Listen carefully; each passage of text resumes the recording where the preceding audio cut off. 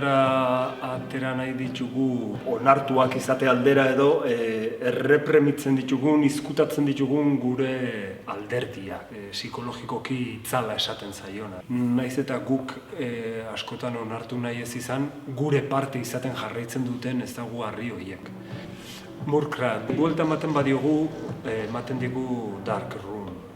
Eremu bat, non itzal horiek ez diren ezkutatzen, non itzal horiek onartuak diren protagonistak edo abeslariak egiten duen bidai horretan, esperientzia horretan, leku ezberdinetatik pasatzen da eta leku bakoitzean mugimendu ezberdin bat dago. Orduan, lenguaia aldetik ere nahiko oparoa da. Irudi horietatik garapen bat emanaz, sortzen dira estena txikiak.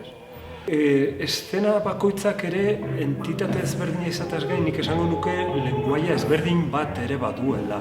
Emozio ezberdin batzuetaz hitz egiten delako, ez?